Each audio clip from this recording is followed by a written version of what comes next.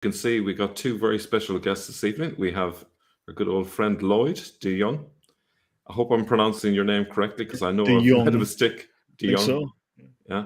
And SaintMurad. And both of you haven't been on the same platform together, have you, before? This is your first time. First time, yeah, I believe so. Yes, we've only talked like once or twice via some chat, but this is the first time to actually meet, not face to face, but voice to voice. Excellent. Now, I just want to check with everyone. Are we broadcasting okay? I don't have any viewers according to my system here. Is everything okay your end? Looking good on this end. Yeah. Okay. Cool. So the idea this evening is really just to give everyone an opportunity to ask questions. So if any of you want to ask questions, but perhaps if both of you want to kind of give a very short introduction, just for anyone who's maybe new to the channel, who are not familiar with either of you. Would you like to start, SaintMurad, perhaps? Okay, very briefly, I am. People now know me as the guy who's translating the Quran, so I'm just looking into um, what the words of the Quran mean only from the dictionary. So I am throwing anything that has to do with the standard Islamic narrative right away. If I do not understand the word, then I will go back to ancient poetry. If I still cannot crack it, then I will go back to seeing this word in every instance it's mentioned in the Quran, and then try to figure out what it means. Anything except trying to go to the Sunnah and the traditions of the Prophet, because they are too late and they are too wrong. And of course, don't forget that these words have Aramaic roots and Hebrew roots, and so when I find that these words don't have any meaning in Arabic, I will just leave them as such till I see in another future translation which will take into consideration all these different languages and what they really mean. And then I will have to check with Christoph Luxemburg, because he is the guy who actually knows Syriac and Aramaic. And not only that, he knows the history of the language. So that's where I am at right now. And that's all I have to say at the moment. Excellent. So Lloyd, if you'd like to give everyone a brief introduction, I'm sure many know who you are, but just for any newcomers. Yeah, so name is Lloyd. My channel is under my name, Lloyd de Jong, and I focus mainly on Islamic law, the Sharia. So you've obviously seen Muslims talk about Sharia for Britain. Well, what is it that they want? They are Sharia courts. What exactly do they do in these Sharia courts? What are the laws? So if Islam is a legal system, then what are its laws and where are these laws to be found? And this is what I cover in depth. And besides Sharia, I recently did a series on atheism and socialism as basically twin ideologies, on the history of atheism as an actual religious ideology, and socialism, which was founded also explicitly as a replacement to Christianity as a religious ideology, explicitly in the text of its founders, of its modern founders, philosophers, and creators. And I've recently started doing a little bit of, shall we say, more apologetic work on my channel, historically related. And yeah, so I've just so this is I mostly focus on Islamic law, and I hope to start doing also more. I also did a lot of work on the history of Islam, so the pagan southern Ethiopian roots, and Murad just mentioned he's done some brilliant work on the Aramaic roots of Islam, and of course we know the Quran has, according to scholars, at least 50 languages. It has over 2,000 foreign words that we know of, and one of the biggest, the fifth of those, is Ethiopic. So I've been looking also at the southern pagan pre-Christian roots of Islam. Excellent. I like the fact that we're all looking at things from different angles, but there's definitely a massive overlap between all our work. Yeah. Which always is a good confirmation that we're hitting on the truth. I'm obviously looking at the origins of Islam, looking into the early history. this week I've had a few exchanges with AJ Juice, who has seen some of the videos, and there's one little message that he sent me. He says, "Don't trust the sources, even the Chinese sources." He says, be skeptical with all of them. And I think that was a good kind of reminder. We want to find evidence, but we have to be careful. I think that's something I'm going to try and kind of be mindful of. But yeah, so has anyone got any questions that you'd like to ask either of the guys? So if you do, please put some question or something in there. But as we wait for that, there's a bit of a lag, so it might take a second or two, but I'll be looking out for questions.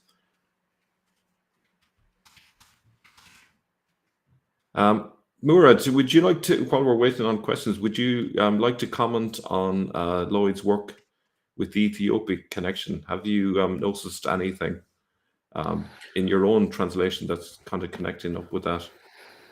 Well, I've noticed like one word, which is tawheed, and if I am not mistaken, I think in Ethiopic it means making into one, and actually in Unify. Arabic, Yeah. in Arabic this is exactly the same. So anyone, if a Muslim tells you that tawheed means oneness, he is lying. This word we use till today. Unification means tawheed. So you will need to have minimum 2 entities. So they'll need to stop doing this. They're going to have to do like this. Yeah, minimum From here. two fingers.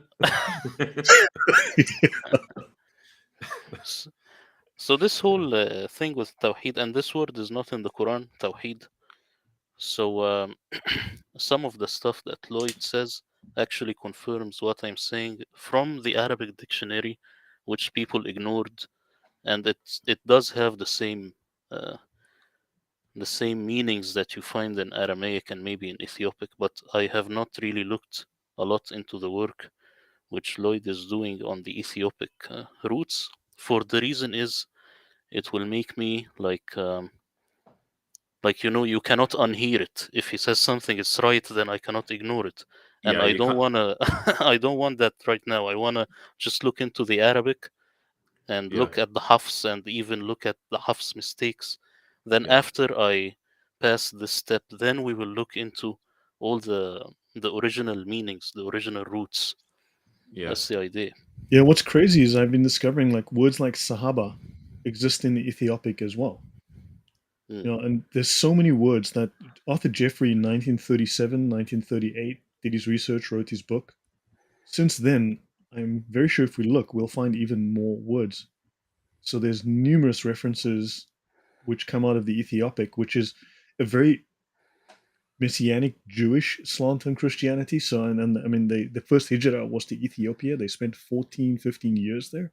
There must be more links that we are unaware of. And I mean, I've already pointed out several, but thank you for that confirmation, Murad. I really appreciate that. So we got Well, a thank you question for the from. work you're doing. You're doing great work, and I'm just in the back listening to all this stuff. And then after the the translation is over, then I will try to contribute more to the scene. Okay, so I'm just going to share with you the question from Lydia. We need to understand what is Ramadan. Any comments about Ramadan, which is obviously happening at the minute? Well, if you will just look in the dictionary, then Ramadan means Ramida means something like it's scorched with heat, and Ramadan, if we are to trust the standard Islamic narrative, then it only comes during a month which is very hot. So they used to have this called Nasi, which is the leap month, and they don't know how to calculate it. They used to go to this Jewish guy called Nasi. He is the one who used to calculate it for them, so that Ramadan every year comes in a month that's hot. So when it comes today in these months, which is um, sometimes cold, sometimes winter, this is wrong. But other than that, I really don't know till now. just on that, when I was looking into the origins of Ramadan, we found Al Fitr happening in Haran thousands of years ago, but the 30 days fasting happened in springtime. So there's a totally different month. So in bringing it into Islam, they changed the timing of it from spring to, well, it seems to be summer. So that's interesting. Any thoughts, Lloyd? I don't know as much as you do about that topic, but Haran has so certain cities when people migrate, they name a city after a place they came from. Like New York was once New Amsterdam. Now Haran, in just across the 17 kilometers across the border in Turkey from Syria, right, was a major temple to the moon god Sin, right? So Nabonidus' mother or sister was the chief priestess there. However, there's also Haran, which was utterly destroyed just south of the border in Yemen, south of the Saudi border in Yemen. So there was a Haran there. And that Haran is in an area called Al Mahabisha. Habesha being Ethiopia. Ma means belonging to or part of Ethiopia or originated from, but from Ethiopia, of Ethiopia. So you've got a Haran and you've got another Haran, and both of these are referenced within ancient sources. And both of them are referenced as like sources of Islam. And also Makoraba, which is considered like this, the early reference to Mecca. Now we know that from Dan Gibson and the work that he's done, Makoraba was located in Al Mahabisha, very close to Haran, like 4 kilometers away.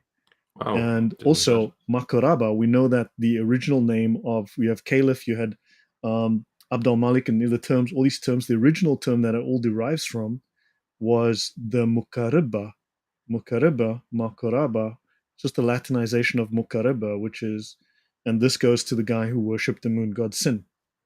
So again, you're back to Babylonian, a major Babylonian center. These were destroyed, and I think there's a case to be made that the Muslims destroyed a lot of ancient history to hide the roots. I wouldn't doubt it for a moment yet. And you've mentioned about a place in Yemen that has a kind of a Makkah sound to it, like a the moon. So the chief deity of the Babylonian pantheon. So the Babylonian. Now there's a potential question: did the Sumerians, the Babylonians, did the Babylonians bring their religion, the worship of the moon god Sin, down to Arabia, or did it originate in Arabia and go north? Because it seems that Iraq may have been settled from Oman, and the Omanis are right next to the Yemenis, who were the chief propagators of this religion to the moon god Shin, the Babylonian religion. Or they might have just been, just common. But that said, Al-Makkah is the Yemeni version of the moon god Shin.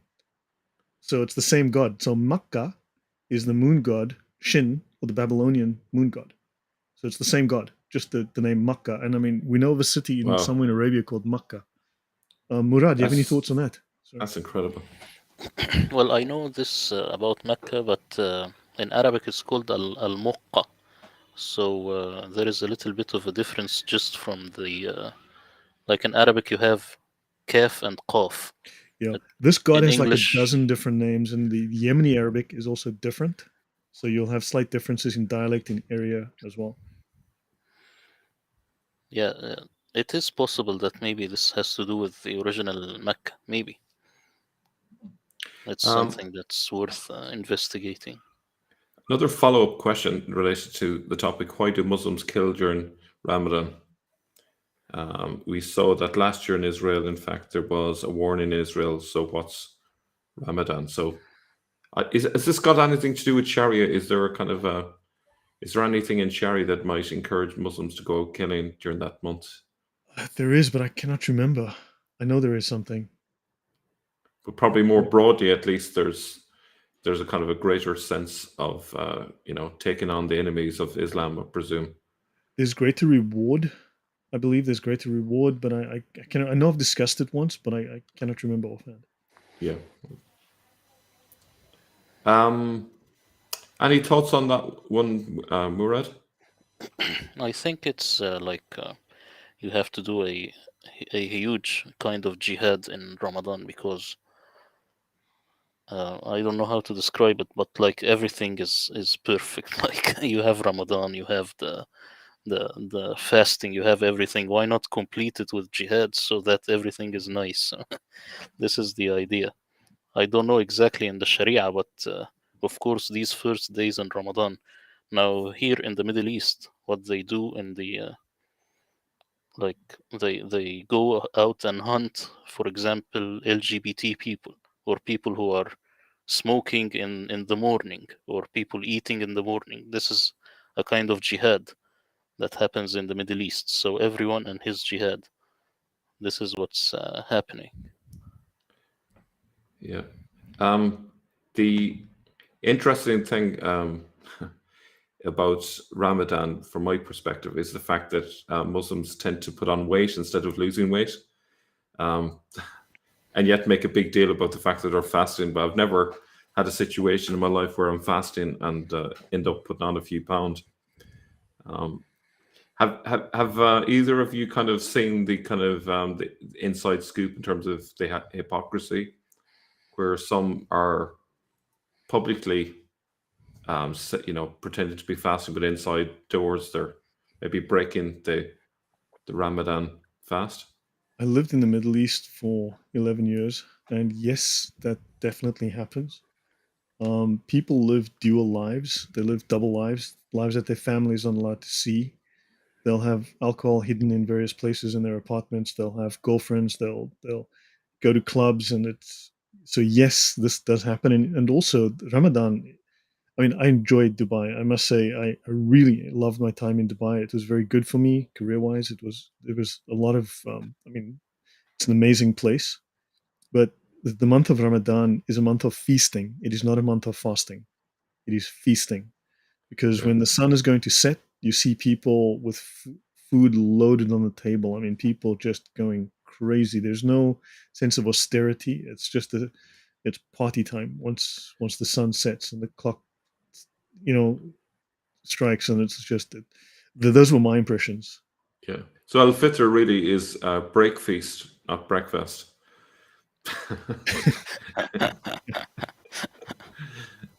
Yes. But Yeah. I just want to say something is that the idea of fasting in itself is not bad. But what do you No. eat after you break your fast? The idea of intermittent fasting is not bad, and I've tried it. But Yeah. you cannot break your fast by drinking tons of sugar and eating all this fat, all this carbohydrates, and Yeah. so that's the idea. It's just very wrong. The way how you break your fast and how you continue your day um, till you go to the other day. And of course, as a Middle Eastern, I have seen this and I have experienced all of this. Yeah. So a little comment here. David Wood calls it trans fasting.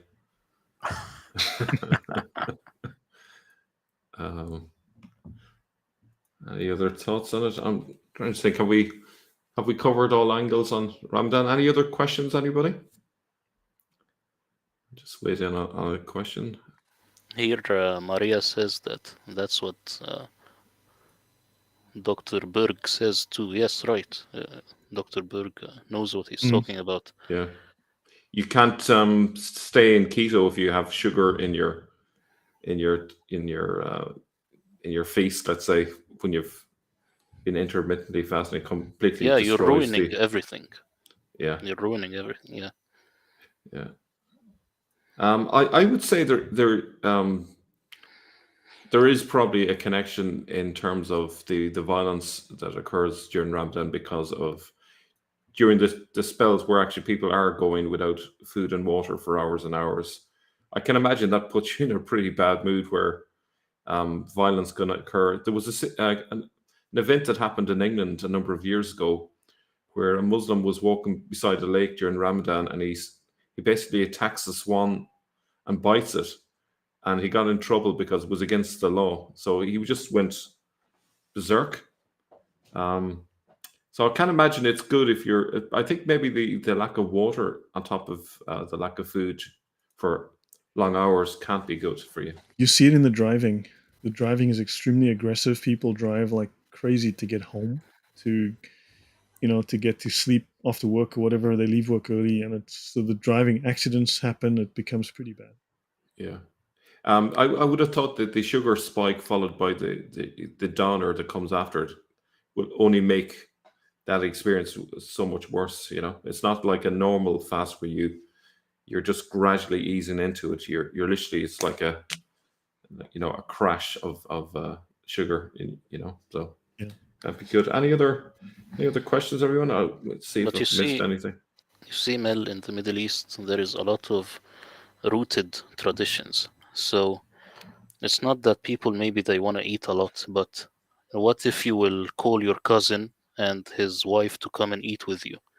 Then you will have to make a feast, or else they will say, these people, they do not respect us. They do not get Oh, yeah. the best things for us. So that's why you have a lot of waste in food, and Yeah. because of all these traditions, Yeah. you're under the weight of these traditions. That's what's happening. And I presume it's not only that, but it's also would be considered an insult if you put food in front of someone. The person is sort of compelled to actually try and clear the plate. Is there a bit of that to it as well?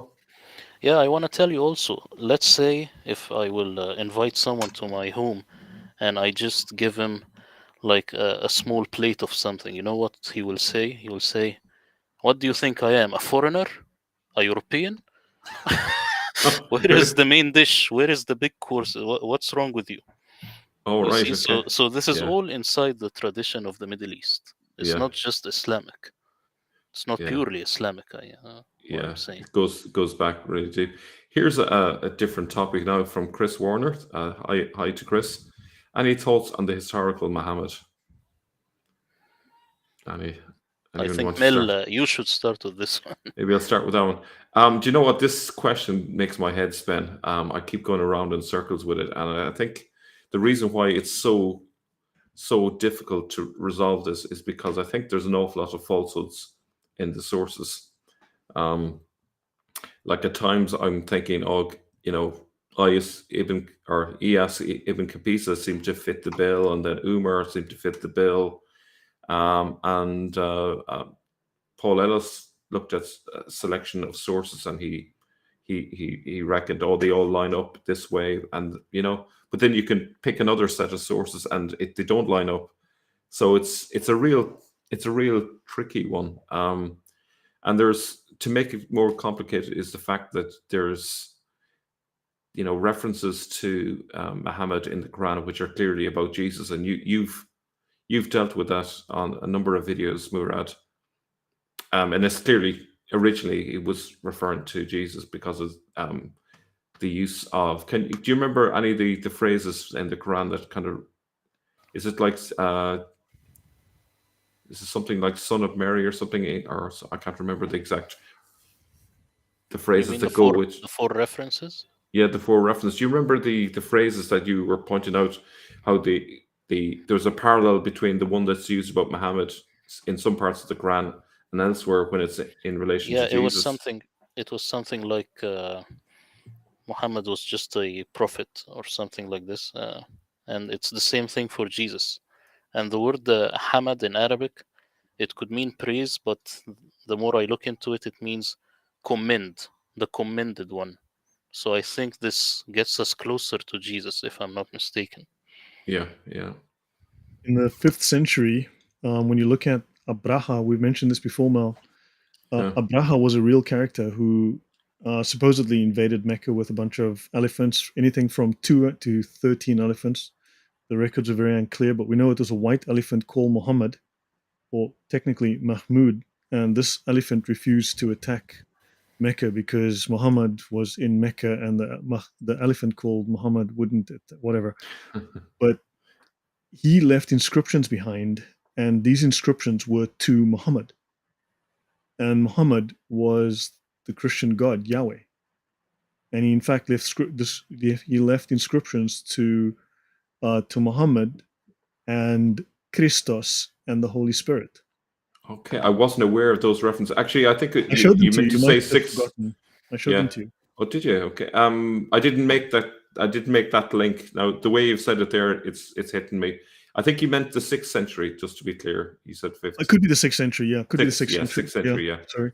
And then Yeah, also, I don't you think there's mentioned, any. Just on that, I don't think there's actually any. If you take Procopius's reference to him, the Roman historian, there's no reference to any elephants. I think the elephants is an addition to the story, I a mean, that later may well be addition. because the Islamic scholars speak of 2 elephants, a male and a female. Obviously, the male elephant's a white elephant called Mahmud, which is diminutive of Muhammad, and they speak up to 13. So if you look across the records, there's anything from 2 to 13. Yeah, And then also, I did mention, I did show you once Plotinus or Plotinus. He lived from about 204 to 270 AD. He's essentially a Gnostic. He's his student wrote about him after he died. He said he was more than an ordinary man. He had a divine nature. He possessed every possible virtue. He had the highest moral and spiritual standards. His teachings were regarded as a legitimate continuation of the Platonic tradition. He was a paradigm of philosophical perfection, right? And also, so Porphyry, his student, hated Christianity, and on top of that, he refused to have his portrait painted. So Plotinus also, so he refused to have his portrait painted, which is very unusual because the only other character in history is Muhammad. And then yeah, also Plotinus developed a concept of the monad called the One. And the monad is 99% identical to the Islamic concept of Allah. yeah. It just goes to show the use of earlier sources that's influencing the collective soup, Yeah, so the he's melting a pot. construct made from multiple different sources, I think. I mean, there might be or several historical characters they've combined. So he's some sort of combination of sources. I mean, would you agree, Murad? Yes, I think this is the best explanation today, is that he is a composite of multiple people. So you have some of Jesus inside Muhammad, and you have some of Elijah, some of Moses. I think mostly Moses. The Yeah, idea of the Hijra and stuff is very Moses-like, and the Quran is obsessed with Moses, whether Muhammad had anything to do with it or not. You yeah. see, so it really focuses on the Jewish people and prophets. Yeah, there's a comment here from Watchman for today who said the elephants are from the Seleucids' attack on Jerusalem. Yeah, that's the book of Judah Maccabees, apparently. So Yeah, CQ also just below that says, yeah. Yeah, I think Um, the Quranic tale is the Seleucid tale, but the historical event which they later attached to the Quran maybe comes from Armenia. This is something that someone in the Inara group said before. So you have two things. You have the Quranic story, maybe this is the Seleucid, and it talks about one elephant, Ashabul Fil, the elephant, one elephant. And we have actually archaeological evidence for that and numismatic evidence. But the thing that came up later, that two armies were fighting, probably was between Persians and Armenians. on a different topic, any comment on Ha'al in relation to jihad? I am love not to sure answer. what's this word. What's hell? Hmm. Yeah, my database is down. So there's a Yeah. problem with the license service, so I can't access my data. So my Okay. search software is Yeah. not functioning Uh, right now. Zakar, if you can give us maybe some sort of hint in terms of what it means, that we might be able to come back to that one. Yeah, the other thing about the Seleucids is that the Seleucids counted their years in relation to the elephant, and they used to have elephants on their coins. So it was a big part of their identity. Now, I can't remember if the Seleucids were before the Parthians or were the same as the Parthians. Can either of you remember on that score? Can't remember, but But I the think it Parthians, don't was. forget, the Parthians also play a role in the original foundation of Islam from a Gnostic perspective, because it's from Parthia that you have the very first Gnostic group that claimed that an angel spoke to them and gave them a book. So then you're looking there at the book of Al-Qasai or the book of Al-Qasai. And what is interesting, one of the readings of the Quran is also by a guy called Al-Qasai. And they speak of a guy with an angel, a large angel, which in the hadiths also an enormous. Muhammad sees Gabriel in his original shape, which in Gabriel is a giant whose head touches the sky, whose shoulders are so broad it covers the horizon. They can't even see anything but him. And in the book of Al-Qasai, an angel 96 miles tall and 24 miles wide, or whatever it is, gives this guy a book. And there's a whole bunch of parallels to the book of Al-Qasai. And also they can lie to protect their religion, which also is in Al-Qasai. And there's a whole bunch of parallels there. I just want to come back to you. As Zakar has said, generally speaking, hal is a spiritual state of mind that comes to the Sufi from time to time during his journey towards God. So he's asking how that might be linked to jihad. Oh, hal, but to be honest, I didn't look into anything which has to do with Sufism, so I'm not the right guy to ask. I don't know really. Yeah, I Don't know don't enough. either. Okay, this is a nice question here from Chris. Any thoughts on Shoemaker's book or his recent podcast with Gabriel Reynolds? Any of you had a chance to have a look at that by any chance? I mean, we discussed that at length, Mel, with the Church of the Kathisma, where we realized that the nativity narrative in Islam comes specifically from this particular 5th century church, which was destroyed and buried. And this story is unique to this church between Jerusalem and Bethlehem. And it's very interesting that this story, obviously, well, I mean, what you find is that the story seems to have been added to the Quran after the death of Muhammad, somewhere in the 7th, 8th century. So it means the Quran was open for new additions well after the death of Muhammad into the 7th, 8th centuries, maybe beyond. Yeah. And it was the inspiration for the construction of the Dome of the Rock. So the style is identical, and the concept of a rock, Mary, and all of these stories are somewhat linked to the Proto-Evangelion, or the first Gospel of James, as well as then the Pseudo-Matthew. So Islam has taken these stories directly from these apocryphal sources. So I mean, he raises some brilliant stuff. And then final point, and I'll let you guys go, is he speaks of that it's clearly that it's Abdul Malik who was the one who created the Quran, the canonical Quran. Yeah, Could I think not he have makes. been Abu Bakr, could not have been anyone else. Bukhari actually simply ignored all the other more credible stories and simply selected the Abu Bakr story and made it Yeah, I canonical in think his hadith.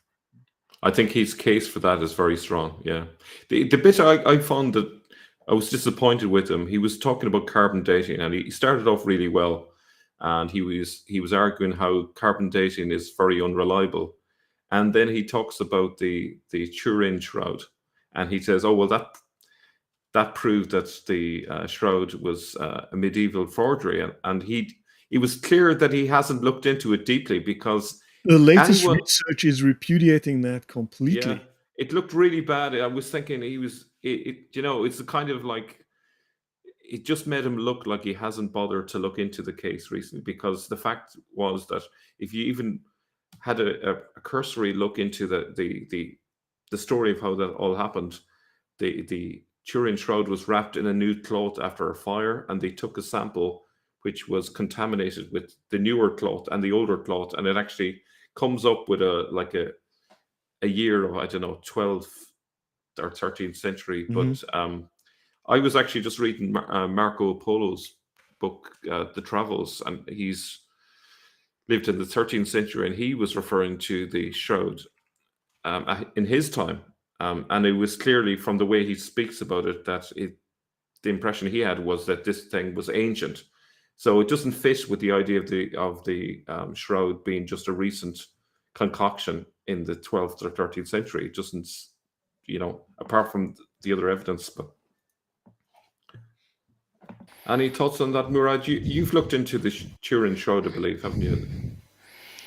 Yes, but I wanted just to get back to the point of Shoemaker. I didn't watch his interview, but I actually agree with the idea of Abdul Malik being the one who compiled the Quran. And there is one very subtle reason. You have a tradition about Abdul Malik in the standard Islamic narrative that says that he was saying, I am afraid to die during Ramadan. They asked him why. He said, I was born during Ramadan, I died during Ramadan, and I've compiled the Quran during Ramadan. You see, this kind of tradition would not have the momentum to come to us today unless there is some truth in it, especially that it contradicts the Uthman being the one who the one who compiled the Quran. And you will ask, why did they push it back to Uthman? I will tell you, because he is an Umayyad. He will be the very first Umayyad. So it's a good way to give it historicity and push it back to your Umayyad grandfather. That's how I see it. Yeah. Another question here for you, Murad. Could you shed light on Surah 2:2? Does it refer to the Bible with regard to 1094, as in yesterday's stream? Bala thinks it could be the Sabian book.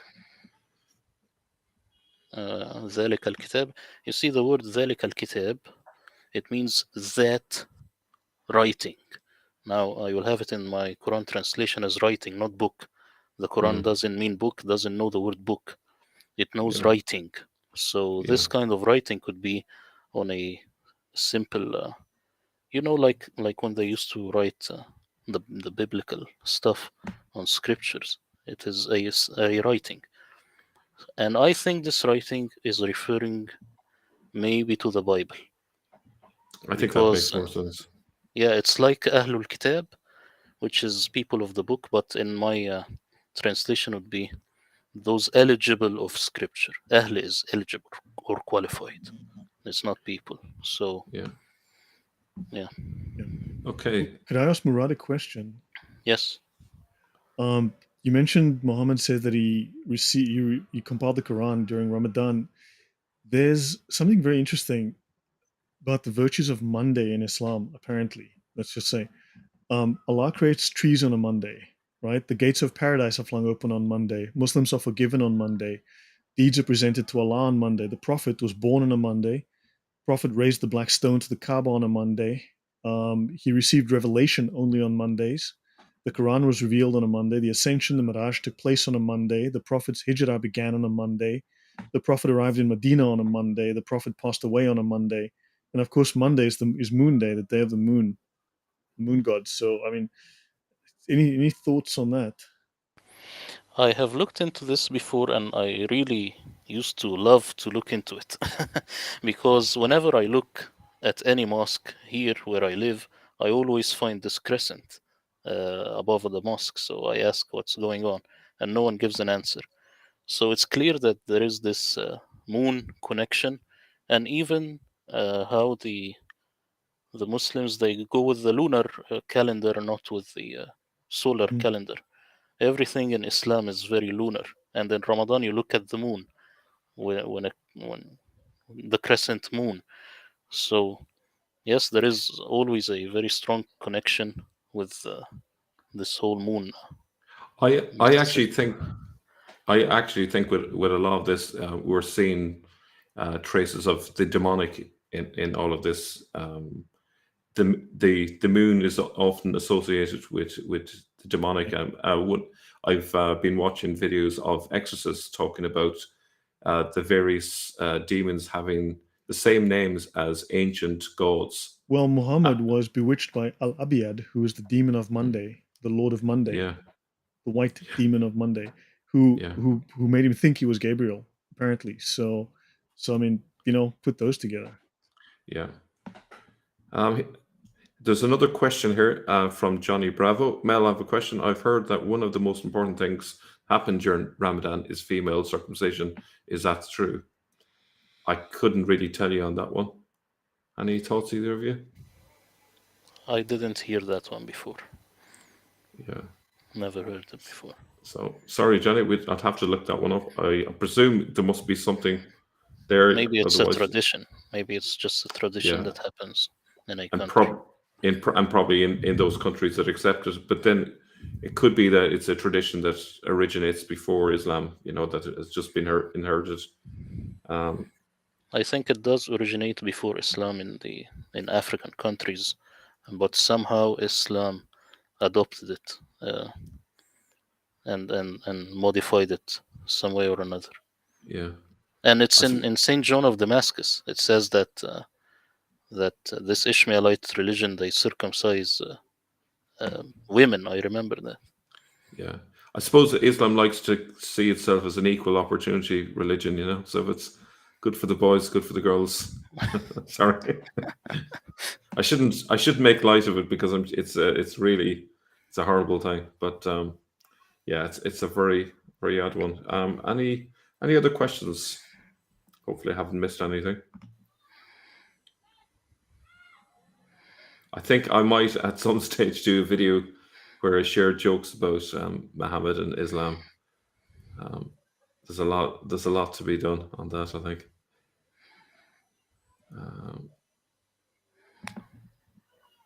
Oh, right, okay. So there's Something Taddy's interesting. Murad's done some amazing work with the Aramaic within the Quran. And what I'm learning is, as you go through the Gnostic, ignoring the pagan aspects, but the Gnostic elements within Islam, the Gnostic antecedents, a lot of that stuff was in Aramaic. A lot of these apocryphal writings were in Aramaic. And I mean, we know that the Christology in the Quran is entirely apocryphal, Gnostic / apocryphal. So it looks like Aramaic, there's a very strong reason as well from that angle to consider that Aramaic is a source within the Quran. I think, Mel, the work that Lloyd has done, how the Muslims they view the Apostle Paul, it shows the ignorance. So why don't we take it a step further and say these people never knew the original Bible and they had the Apocrypha? So this would make stuff easier. They never had yeah, a real Bible. That's what I've been saying. They saw the real Bible in Spain in like the 9th century. yeah, That's when they realized they made a mistake. I mean, Paul was born in 1000 BC. Paul was alive in the 5th century. Paul was alive in the 3rd century. He was King Saul. He was speaking to Nestor in the 5th century, in the 450s. He was Paul of Samosata. He was also the son of Constantine, the son of Constantine the Great, and a whole. I mean, good grief! I yeah, mean, it's yeah, ridiculous. yeah, I think there is something also, Mel, very subtle, is that the name of Abraham's father in the Quran is Azar, and this comes from Aramaic. So it's clear if they had a version of the Bible, they had an Aramaic one. So On this that makes point, the yeah. yeah. I was going to say Odin was talking about the fact that the whole focus on memorization is an Aramaic tradition. So this would reinforce the overall impression, but it should be no surprise really because the area of Iraq was very much an Aramaic area. right. I like the way Robert Kerr describes that whole area, Arabia Petraea, so it's a broad term, is there were two languages at play together. There was the Aramaic and there was the Arabic. And the Aramaic was the strongest originally, and it kind of receded, and Arabic took over. And so what you have is kind of like a series of what we say, timestamps in the Quran of the linguistic mix of those two languages in the culture. It's kind of like you get kind of a traces of both in the book. It kind of it's, I don't know, a better metaphor for it. I would have say, as to use a metaphor, maybe it's like a sea that's over a beach, and then it recedes and it leaves a shell full of water with sand in it. It's kind of a bit of both the water and the sand, as it were. So that's my way of kind of describing it. But What would you guys? No, it makes perfect sense. What would you make? So, the Quran and other sources speak of Muhammad only spoke two languages, Arabic and Ethiopic. And he would listen to people recite. Now, remember, he's the only person who stayed with him his entire life was an Ethiopian woman, who was presumably Christian. And eventually he married her off, but she was with him from birth to death. She was his wet nurse. Stayed with him as an Ayman or something. Then also, he um, he would listen to two Ethiopic men recite the Bible very often or daily. And then also the Ethiopic Bible was in Arabia in what, the second, third century already, complete, except it wasn't ever translated into Arabic, but they would verbally repeat it, they would paraphrase it. So if you look at the paraphrasings, I mean, you're getting this very Jewish slanted. Also, with remember the Ethiopic Bible also has all of the apocryphal books.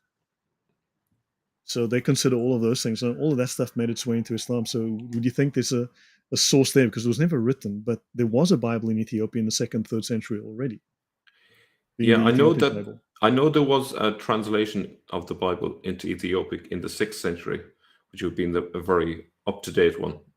I don't know about the earlier ones, but I'm sure that must have had an influence. There's certain words that appeared in that one, for example, shaitan, that is clearly used in the Quran, and the more obvious choice would have been Satan, for example.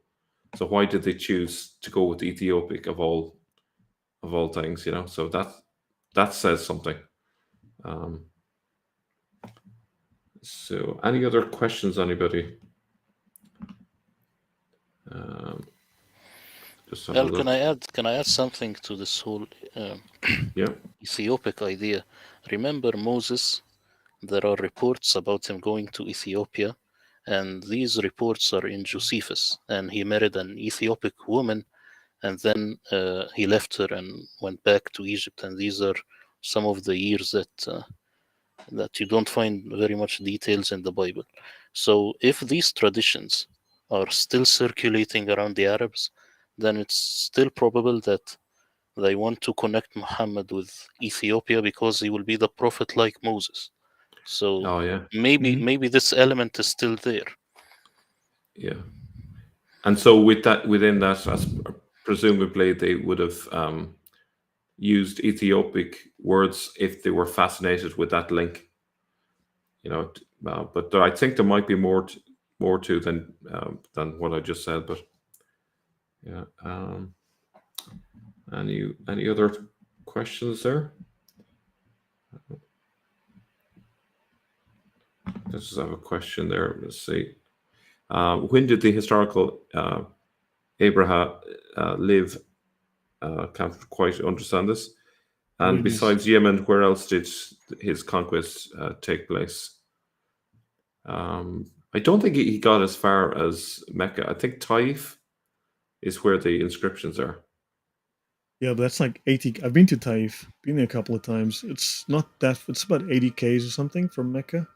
Yeah. So, yeah, I mean, but even according to the standard narrative, he never got to Mecca. But I mean, he was a real man. He also built over the old temple to the god Makkah. He actually built a Christian church, a cathedral, which has since been destroyed. But apparently they had to build a Kaaba to compete with the with his cathedral that he built, which took over the temple of the Queen of Sheba, which was a temple to Al Makkah as well. And yeah, but he was sent to quell a rebellion. I believe it was in what's that town just on the border, just across Yemen, which was a site of pilgrimage. So it was a very important site.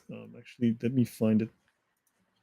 So he was sent, I believe, by the Ethiopian king, but he eventually decided to form his own empire in Arabia, because once he left Aksum, once he left Ethiopia, he settled so Najran.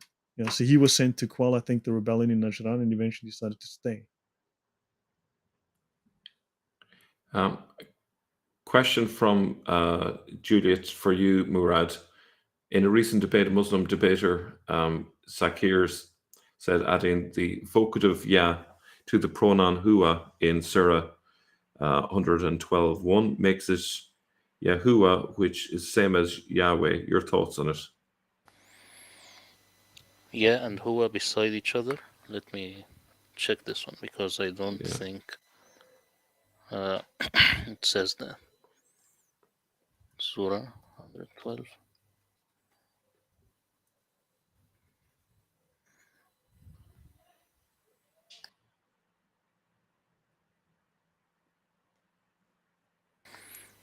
You see here, it doesn't say ya and huwa next to each other, so that it would give us Yahweh. It doesn't say that in Arabic. And Juliet, do you mean this? This is Zakura Nayuka? She will laugh. She knows what I'm talking about. If this is Zakir Naik. So yeah, and Huwa, they do not come together in Arabic to make Yahweh. Yeah, I don't know if this is linked. Is that connected with what we just discussed? La ilaha illahu means there is no deity Ah, but He. I don't know. Maybe this is a Muslim. okay.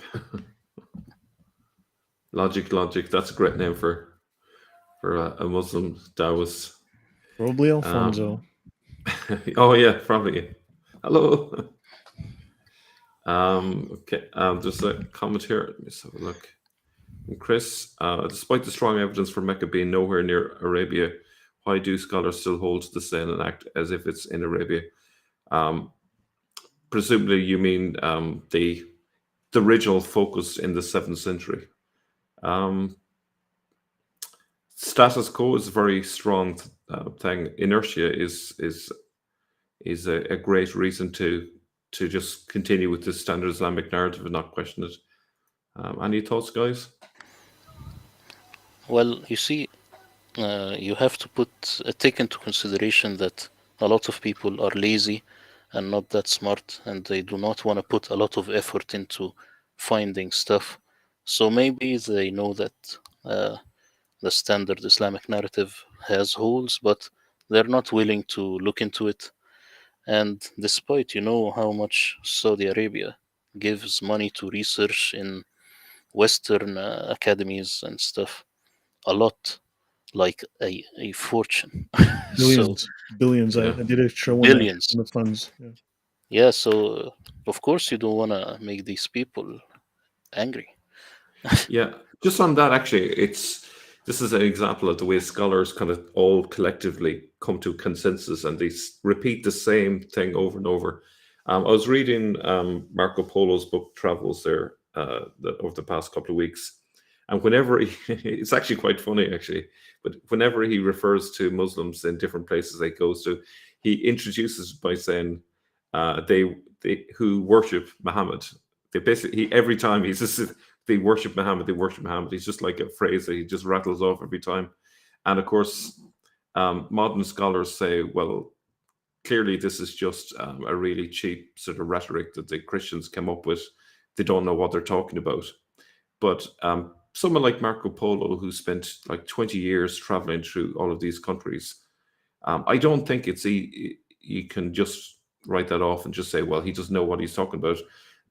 Maybe like officially they're meant to worship Allah, but like he must be seeing sort of behaviors going around at that time in the 13th century that indicates to him, whether they are aware of it or not, that they are effectively worshiping Muhammad. Any thoughts on that one?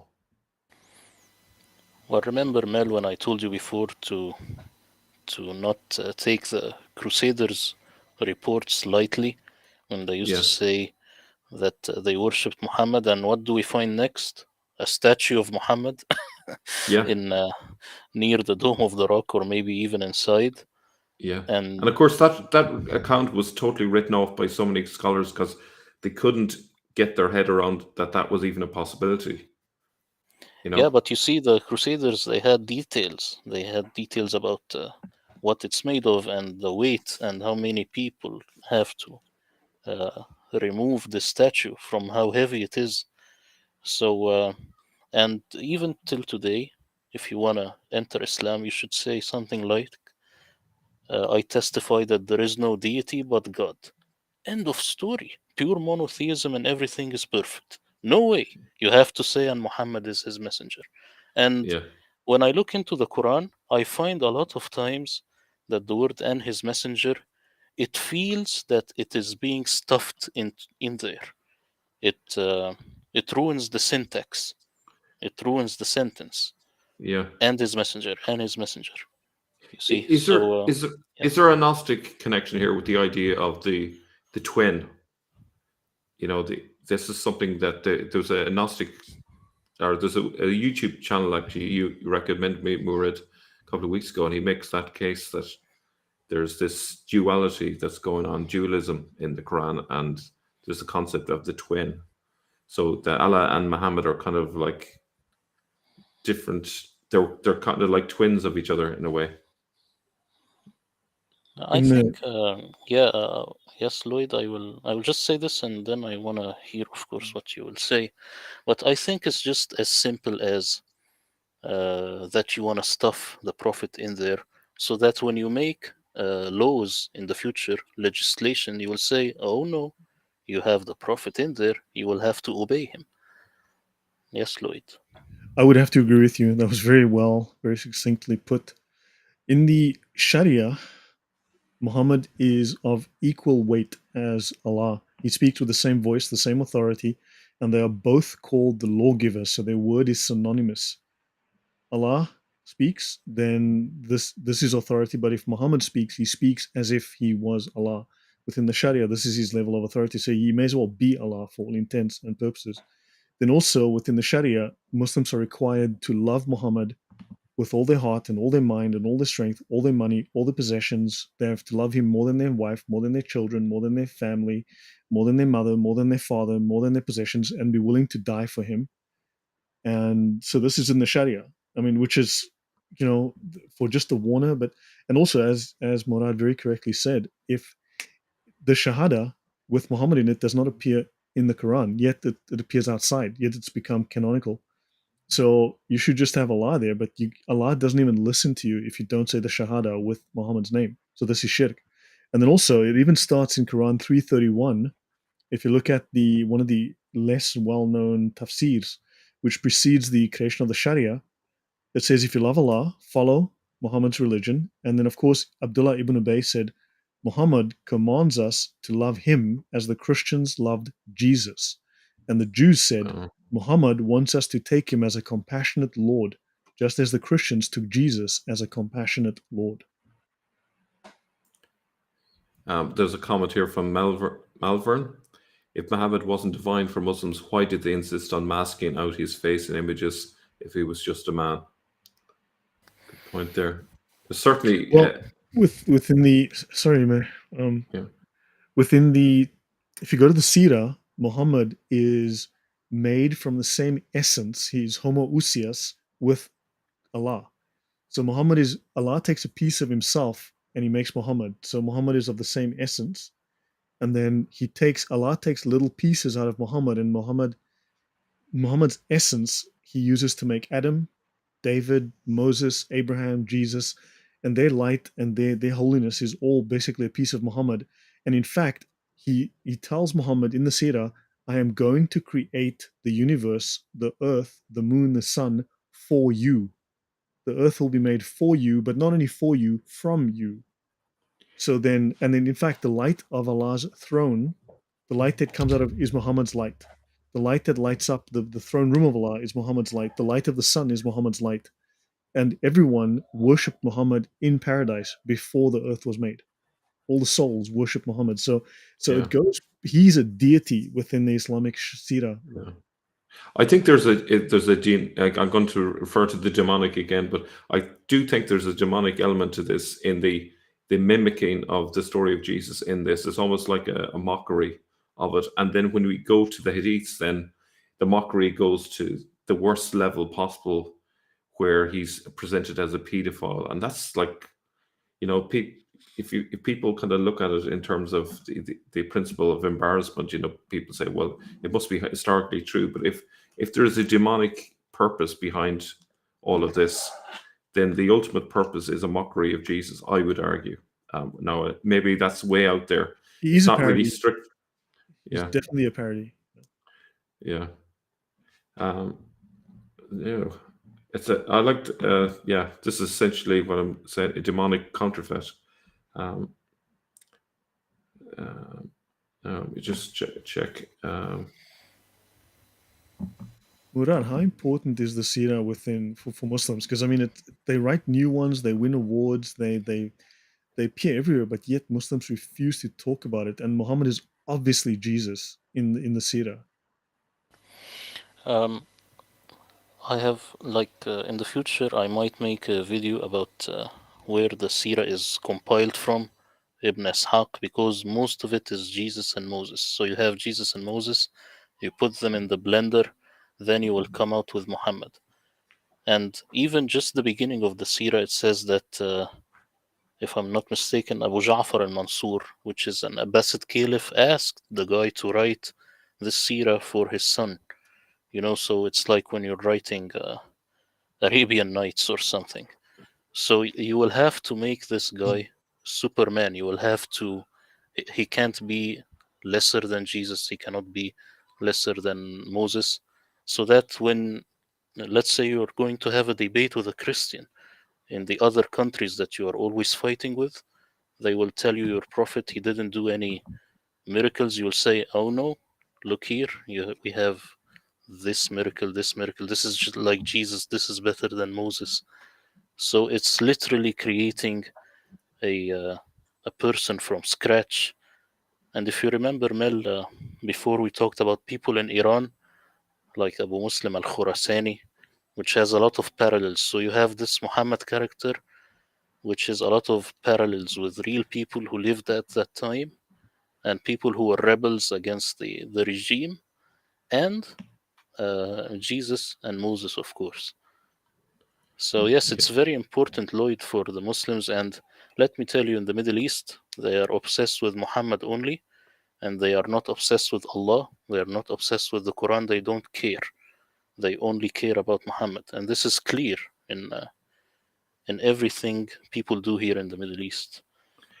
Do you know the other thing that was kind of like a parody of the Nativity story in the Surah? What their version of it is, instead of looking for an inn, a room for Jesus, Muhammad is brought as a baby to Mecca supposedly, and they're going around the town looking for a wet nurse. Are you aware of that?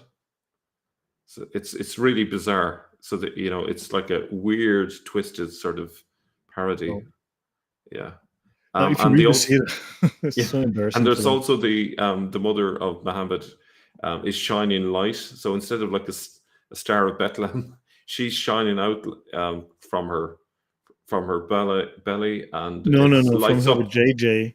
Oh, is And it? the light Okay. shines all the way to Syria. It lights up Yeah. the palaces in Syria, 1,300 kilometers away. Yeah, a lot of watts there. But you see, Mel, this is something from the Islamic stupidity, because if the vagina is lighting, then when you're standing up, then you will light only the ground below you. Yeah. You will have to be always lying on your back. Outdoors. You can't be lying indoors.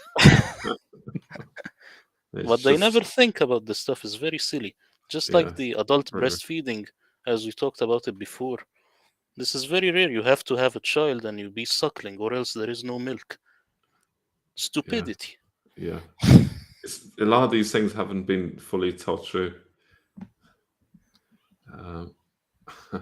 But remember, in those days, let's say someone says something like we are saying now, then the caliph, the Abbasid caliph, he will take you and he will torture you. Because some people ask, well, how did stories which do not have any logic keep descending with the ages? Because you do not have any revolution against that. You cannot speak against that. And then the later generations, they just think it's true, and then they are scared to say that it's not true, and that's how we have it now. There was a question about Misyar, and Juliet was kind enough to answer the question. Misyar is temporary marriage amongst Sunnis and Mutta amongst Shias. I wasn't aware of that. I've heard of Mutta marriage. I never heard of Misyar. So there we go. Any other? I laugh so much about this guy called Ahmed ex-Muslim. Anybody he calls him, he tells him "Salam wa mut'a, brother." And whenever someone insults him, he says, "Where is that in the Quran?" Which chapter? Which chapter are you reading? He is savage. Yeah. So now I'm a little bit distracted. I'm kind of keeping an eye on the chat here. So Yeah, I let's want to see. tell Lloyd something very important, because he looks into the Sharia. You know, in the Quran, when it says اقطعوا أيديهم وأرجلهم من خلاف, it means literally cut off their hands and legs from opposite sides, not and feet, because the word Not feet. rijl, yes, rijl is leg, and I've only found one translator called Dr. Ghali. He has it as legs. This is the correct thing. The whole leg, so the upper leg and the lower leg. This is أرجلهم, and من خلاف comes from خلف. It doesn't mean opposite side. It means successively, you know. So but people, they just assume with the hand then you will get the foot, but foot in Arabic is qadam, not rijl. Wow, I did not know that. Now, why would they? Good grief! I mean, what can you trust? What can you believe? I have So, started from scratch, Lloyd. Scratch, like even below scratch. I started as if I do not know Arabic. I said, well, what is أصابع? Because أصابع, it's always translated as fingers. No, they're just the digits. Because in Arabic, for example, you do not have fingers and toes. You only have أصابع, which is digits. It works for the fingers and the toes. So I started from this level as if I do not know any Arabic. And then I went and looked into even the body parts. The word that is always translated in the Quran as shin, I have it as shank, because it's the whole lower leg without the foot. So, but the shin is, it's like the anterior or the front part of the lower leg. This is not very accurate. Not wrong, but this is not like the perfect word. That's why Mhm. I'm taking time to keep looking into these very subtle differences. So in the Quran it says, cut off their hands and legs in a successive way. Wow. maybe the idea of successive is kind of like it's a punishment that you follow up on. So first you take one foot or one leg and or whatever it is, hand followed by another hand followed by a leg. Is it kind of that idea? Yes, because the other word opposite is aks. That's why I am telling you I have to only use one word, one English word for one Arabic word. I'm not allowing myself to use one English word for two different Arabic words. This is wrong. So Yeah. khalf comes from khilaf, and it's the same as khalifa, successor. It's same as khalaf and salaf, successor and predecessor. Same word. Yeah, the punishment for thieving is you chop off a hand, then you chop off the other hand, then you chop off the foot, then you chop off the other foot. So you're saying it's not the feet now that they're going to chop off the whole leg? Because what happens for the punishment for thieves who thieves several times? They're supposed to eventually, start to chop off more and more body parts. This is the word in the Quran, and actually, when we say in Arabic rijl, we never mean foot. We mean the whole leg. You know, when you go to the gym, you say, I'm gonna train uh, rijlin, Hmm. legs. It's not feet. So at least it's So going to be from the knee down, not just the ankle down yeah, it actually means the whole leg, leg. the upper Yeah. leg and the lower part. Wow, that's interesting. This is interesting, which means they've subtly been lying in every way possible. Yes, they just used their logic and they said, well, a hand, and let's have the foot beside it. Because, of course, if they have it as legs, only one translation, which is Dr. Ghali, I have found it, it has it as legs. He didn't hide that. That's negligence by scholars. I've got a question. Who is the prophet that's repeatedly mentioned in the Quran? Example, uh, O prophet, any believing woman who offers herself to you is lawful. Well, Any you see, thoughts? Mel, if I answer this, maybe this prophet is is left for you to assume, and you will assume correctly. Like if I told you about the prophet who left Egypt with a big flock of animals and people, and he was fleeing from the Pharaoh, you'll say, "Oh, okay, Moses." So maybe the Quran has it. You know, if you go to an exam and you have a review with you, it will not mention everything. It will just mention a few things very quickly because it assumes that you have read the original book. In this case, it will be the Bible. So maybe the Quran is like a review, the paper just that you read, the very small one that you read before an exam. But in this case, the question that Chris has, I think Dr. David Powers had the best explanations for the whole Zainab incident, if you remember. Zayd and Zainab and all this stuff. Sorry, what was his explanation for it? Sorry. We've made a video with Islam critiqued about it, but I don't really remember the details. So Okay. I am referring him to the book called Muhammad is not the father of any of your men. Remember in Arabic, ما كان Muhammad, which means Muhammad was not the father, was in the past. And here, for example, a woman offering herself as lawful. In the Arabic, the word halal doesn't mean lawful, because lawful and unlawful, then you have a law that you are abiding by. The word is much more simple. It means loose, made loose. You can use it, it's made loose. And this same word, we use it when we want to untie the knots in a car. You say halil, halhil. You just make it loose so that you take off these screws. It doesn't mean lawful, it doesn't mean law. So this is very important, these subtle differences, so that we know what's really going on. In the Encyclopedia of Islam, it mentions everything that is not forbidden is halal. Anything that is not strictly forbidden, just one of the definitions they have. Well, you see, there is no contradiction if you think of it this way. Mm. Anything that's not forbidden is made loose. Yeah, You can do it. Yeah, so it would be similar to azima and rukhsa. So rukhsa, something in that's allowed. It's a dispensation. It's permissible.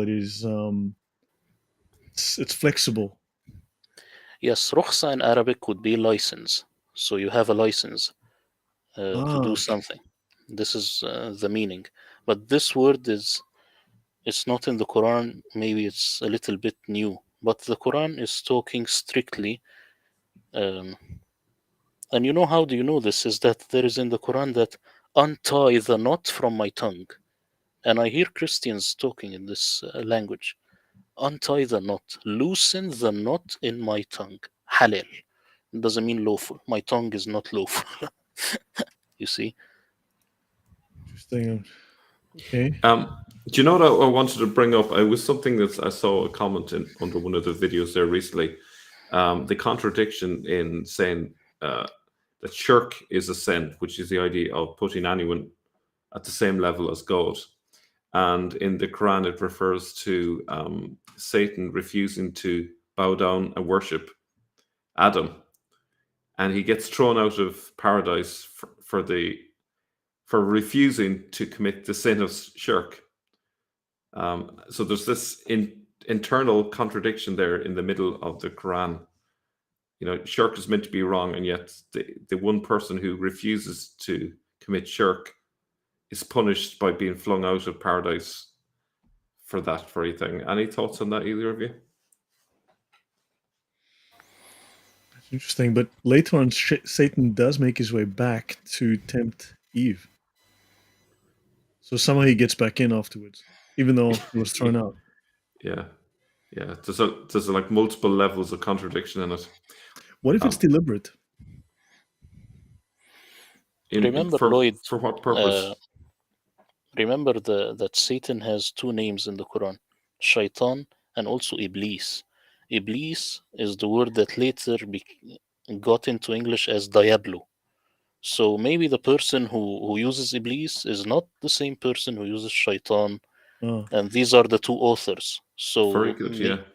There's a Greek, maybe like Iblis would be more like a Greek focused. Diablos than Diablo. And you know there are a Yeah. lot of Greek influence on the Quran. So Yeah. That would that put is it up true in that people Syria. don't realize. Yes, I went through Plato. I mean, Plato through, but hold on.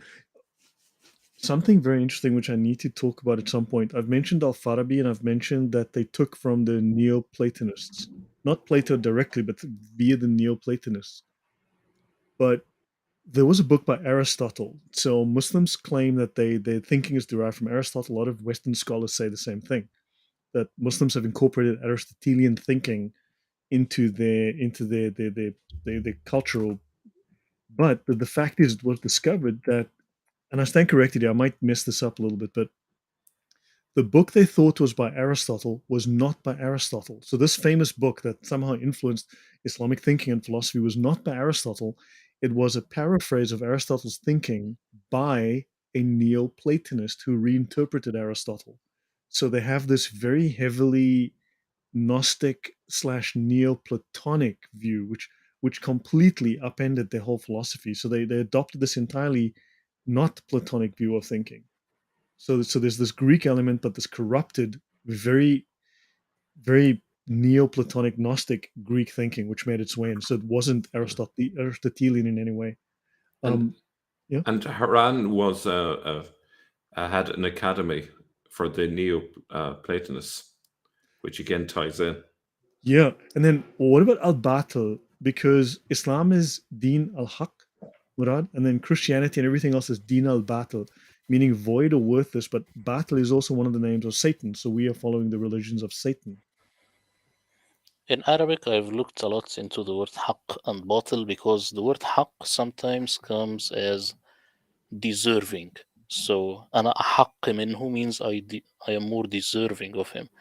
But what I found is that it, like the very root of the word haqq is truth and batil is falsehood. So, din al batil would be the religion of falsehood or the false religion. Mm-hmm. I just want to draw your attention to this from Juliet. She says the verse on bestiality and female circumcision in the translation of Lines of the Traveller in English is not done by the German convert to Islam. So they've left that bit out. Does that surprise you? They've left a lot out, and they've mistranslated some sections deliberately in reliance. Yeah. So yeah, I mean, obviously out of embarrassment. So they've clearly, even the Encyclopedia of Islam, you've got to be careful with some of the translations, with some of the sections, because they say things that are clearly not been fudged. Let's just say it's been fudged. Yeah. A slightly different topic. We talk largely of Sunni Islam. Is there any mileage in comparative research between Shia and Sunni ideologies and their contradictions? I haven't seen much on this. So any thoughts on that? Murad, go first. Well, to be honest, I have not really, like, I'm not the guy who keeps reading into the Sunnah, or I just sometimes read the Quran for the reason is that it might be the original foundation of this whole cult, if you like. But I sometimes listen to Sunni and Shia sheikhs just to have fun and just to laugh. And what I get out of this thing is that I feel that Sunni tradition is more real, and Shia tradition is more Gnostic and more like superstitious. More It's overtly more, Gnostic. yes, and more superstitious. You feel a lot more superstition. You feel like the Sunni were the people who had the government, who write some stuff which has to do with legal stuff, legislative stuff. So they didn't have much time to write a lot of funny things. But in the Shia, you will have people flying and people raising from the dead, and like these don't look like people in power. These look like people who are just having this fantasy within themselves. The Shia. This is what I'm getting. Do you think that that Sufism has influenced one more than the other? Probably Shia more. That's the impression I'm getting. Yeah, I mean, I'm learning a lot from Murad. I mean, this is really fascinating. It really adds a certain touch to a lot of things. On the point of the Gnosticism, they're present in both, to my knowledge, right? What I've seen, but it is more blatant in Shia ideology than it is. The Sunnis hide it. Now, for instance, they talk about taqiyya and they say, no, that's a Shia practice, which is true, right? But it's also a Sunni practice. They just have a different name for it called muddarat. So the same practice is present under a different name in Sunni practice, but it's also it's more open in the Shia practices, but it's more hidden and private, at least restricted in the Sunni side, and This, also, yeah, I was just going to say the Sunnis are just better at it. They even hide the fact that they're doing it, yes, which it's like the and next level. yeah, and the practice of magic is more overt, I think, in the Shia side. But also, if you look at Al Azhar University, don't forget they recognize the Shia school of jurisprudence, right? The Jafari school. So they have Al Azhar as the four Sunni schools plus they recognize Jafari jurisprudence. But few people realize Al Azhar, the head of Al Azhar, is a Sufi. His predecessor was a Sufi, and I'm willing to bet a lollipop that his predecessor was also a Sufi because the Sufis encompass the entirety, the completion of Islam. And then on top of that, they also have the seven schools of Sufism they teach at Al Azhar, not just the schools of jurisprudence, they also teach the schools of Sufism. And they claim that Sufism is where Sunni and Shia ideology becomes one, where they merge. So I don't know. What are your thoughts on that, Murad? Well, I try to look at things more like in a political sense because the politics play a huge role in all of this. So the question will be, who were in power, Shia or Sunnah? Sunnah. Most of the time, Sunnah were in power. They were the majority. That's why they do not need to have taqiyya and keep talking about taqiyya. Why taqiyya? They are already in power. But the Shia and the suppressed people, then you will find more magic, more superstition, more taqiyya, more of this stuff. Mm. So if the question is which one has more historicity, because me and Mel, we used to think about this a lot, which maybe the Shia, they have some good secrets about the origin of Islam. No, they are both fraud, but one fraud was in power and the other fraud was suppressed, and they keep thinking more superstitiously. That's what I think. Yeah, Mm. I want to just address this comment here. I see Alex is in the house. I'm going to bring him on board. Alex is from Eastern Europe. But I don't know if you shared where you're from, so I'll just keep it at that. But I'll send you the link in just a second to bring you in to have a discussion. I got a comment here from Ding Dong. Iblis derived from Balasa. I'm not sure what Balasa refers to, but maybe have a link with Gia Bolos. Now, from my limited Irish knowledge, in Irish, Gia or Dia refers to God. So we say in Irish, Gia which God be with you. So it's interesting if there's a link with Diabolus here. I never met that thought before. So maybe if you go back thousands of years ago, it could here be the Bolos God, Gia Bolos God, where the Irish has taken that core word Gia for God. Any thoughts on that one? No, I don't know, but the only thing that I remember is that was a very well written paper on the idea that Iblis is actually became Diablo in English. So, but too bad I cannot remember where I have read that. So it made its way into the Italian because I am pretty sure, Mel, we spoke about this. Something weird happened in the late 13th century, going on to the 15th, 16th century in Italy. Influences from Islam that even started to affect, as far as I can tell, the Christian world, Christian thinking, and Yeah. that led eventually to the Reformation. And started to influence even Martin Luther. So there's something happened, and certain political ideologies started to thinking arose there as well. So this idea of the Italian, something happened in Italy from a Muslim influence. Yeah. Now, so we have Alex is going to join us in a second. Alex is, I don't know if either of you are aware of Alex. I think he's here now. Sometimes referred to as Sasha. Welcome. Hello, my friends. How do you do? Great for you to join us. Nice to see you. Hello, Sasha. I think we have talked on Discord. Hello. Yes, my friend. We did. Indeed, we did. For those who mightn't be aware of Sasha, Sasha has been looking at the Jewish sources of influence into Islam. So the floor is yours.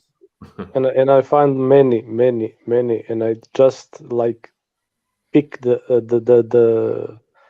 top of the iceberg. It's you cannot believe it. It's just like popping up every day, new sources. So basically, you could write at least two books about it.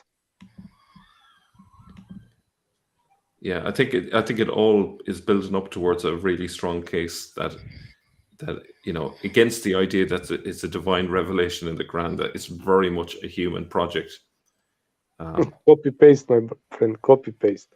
Copy paste. Exactly. Mel, I just want to answer a quick question from Juliet. She says that did I hear about Sheikh Ahmed al-Qabbanji? And she says he sounds more like a deist. I think this guy is an undercover atheist. And I have proofs from other people saying this about him. And Lloyd, I want to tell you, I have a big hard drive about Arab atheists and how they're acting. And this is like a gold treasure that I have about how they show the real colors in the live streams. Very important stuff. Mm-hmm. The idea of deists in the Middle Ages, deists were called Socinianists. Socinianism is the religious movement that was considered a major heresy, which denied the Trinity and the divinity of Christ, denied original sin.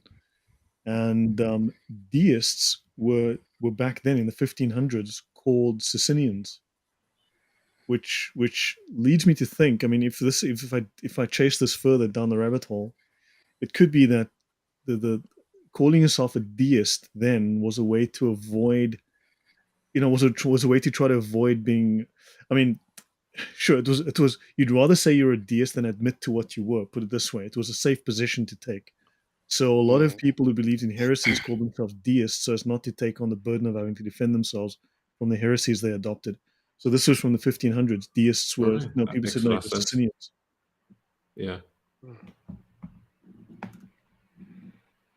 Yeah, I have some kind of a crazy idea that, for instance, many narrations from hadiths.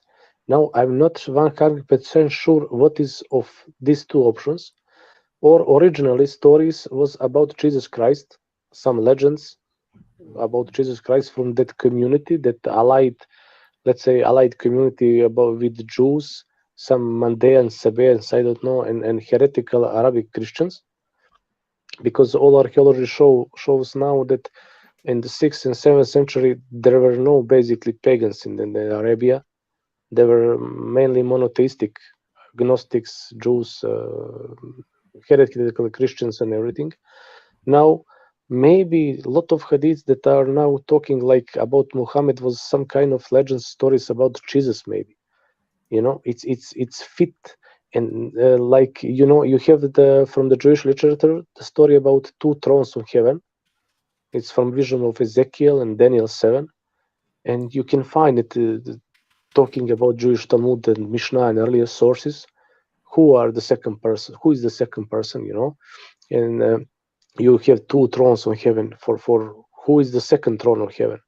And you can find the Sahih hadiths from the Islamic sources that said the Muhammad sit on the judgment day, he will sit on the right, basically on the throne with God, like Jesus, and the God have his throne, but Muhammad have his chair behind the throne, So pretty similar. Now, I'm not sure is that later invention to make like competition to Jesus, or was originally stories about the Jesus from that Christian Jewish community, and after some couple of centuries was attributed to Prophet Muhammad, that basically the guy was invented. He was some kind of ruler probably, but was not claiming prophecy. Just on that, actually, just to react to it, it's possible that there were stories of mockery written by Jews about Jesus that got transferred to Muhammad. That would make a lot of sense. I haven't heard that. That's me understanding what you just said. Maybe I don't know if that's exactly what you were saying, but that would make a lot of sense to me. It kind of makes. Could be.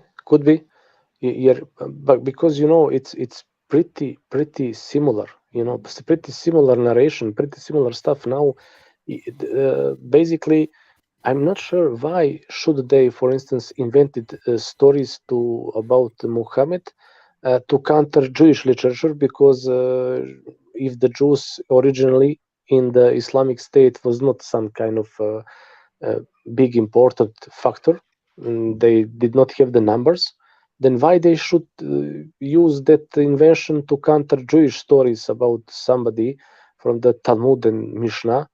But it should be for the Christians, and for a lot of Christians was like Jesus on the throne with God, and on the right side of the throne of God, two thrones for Father and Son or heaven, So it's basically made for Jesus originally, or later invention that was like made up to counter some kind of Christian beliefs.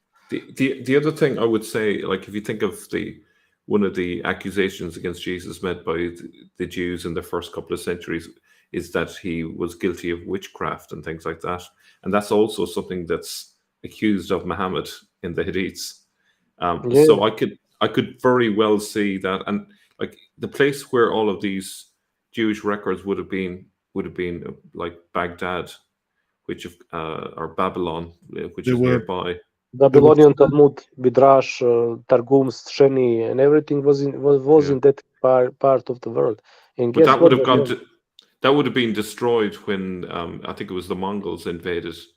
Mongols destroyed Baghdad. Yeah, there were 13 different major Jewish seminaries in Iraq. And all of them were very close to the major seminaries of Islamic jurisprudence, which was just starting at the time. And on that story that you mentioned about Jesus going to Egypt and Jesus learning witchcraft, it should be mentioned that, as far as I know, that story was written about 100 to 200 BC. So lots of people say, well, the Jews hate Jesus because they call Jesus a witch. That story was written 100 years before Jesus was born, at least, if not 200 years before. So it got transferred onto him, is it? No, it's just that the name Jesus was a very common name. Oh, witchy. Okay, yeah. So there's plenty of stories about Jesus. Jesus was a very common name, oddly enough. Yeshua. So this was a story about a completely different person. Yeah. And of course, because look, I mean, let's be blunt. You've seen I really get annoyed with people that go around, shall we say, giving leash to their anti-Semitism.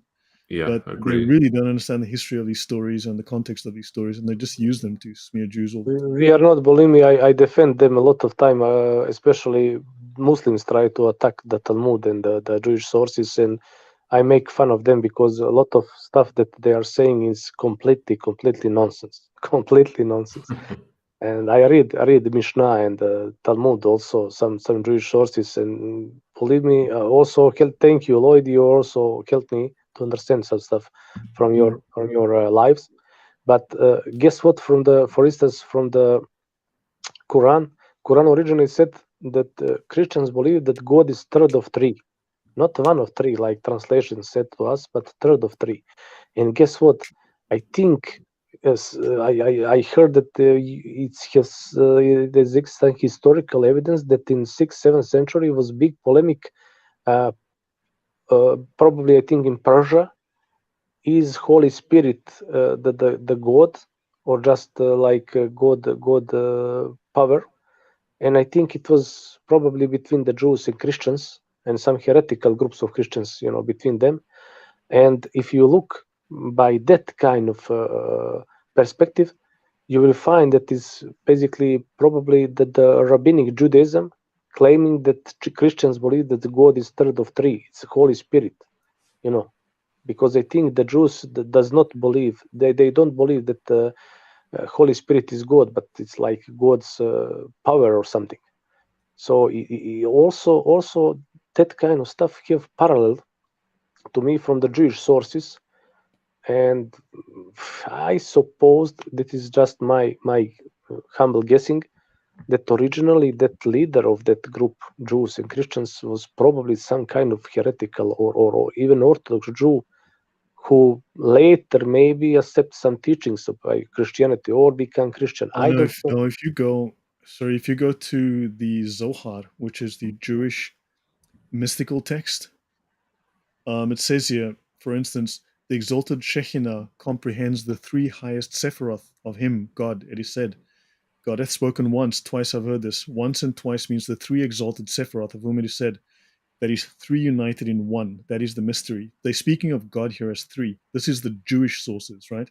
The Yes, ancient Lloyd. Holy One is described as three, okay? Yes, Lloyd, but Emanating from him are you have included in problem the with three. dating. So, You sorry? have problem with dating with Zohar. Believe me, I would Yeah. like that Zohar is from like 5th, 6th century, but Zohar is probably written, even the rabbis admit to me, at least like 13th century or even later, like It could 7th century. well, but many older sources came from earlier sources. Agree, So, for that agree, but because of that, but I'm they're not also sure. in the Targums. If you look at the Targums and the Yeah, Zohar. So Targums are different stuff. so these go back Yeah. to earlier sources. I've looked at this already. And Yeah, I just want to bring in something here. Comment from Ding Dong. I want to point out about a channel called Ala Mukaddima, and one of its videos. Oh, Muqaddimah. sorry. Oh, thank you. And one of its videos, the narrator said the Surah of Ibn Ishaq and Ibn Hisham have a lot of parallels to Bid's or Bedes. How do you pronounce it? Bid's work? Beads, Saint Beads. Or Beads, Saint Beads. I wasn't aware of that. Any? Muqaddimah, Murad, what does Muqaddimah mean? It's used, Muqaddimah is the guidance, the way, when we just try and find it.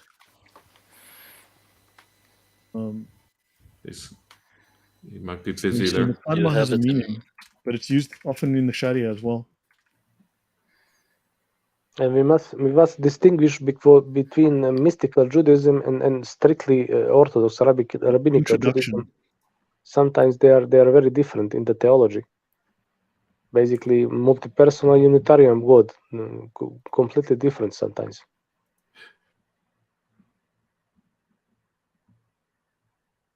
Muqaddimah is introduction or prolegomenon. So it's the most important Islamic history of the pre-modern world from the 14th century. But there are also various, the Muqaddimah, Ibn Khaldun wrote the Muqaddimah as well. Oh, مقدمة. Muqaddimah, okay, thanks. Yes, مقدمة Ibn Khaldun. You see, the word مقدمة comes from قدم, and as I told you, قدم is foot.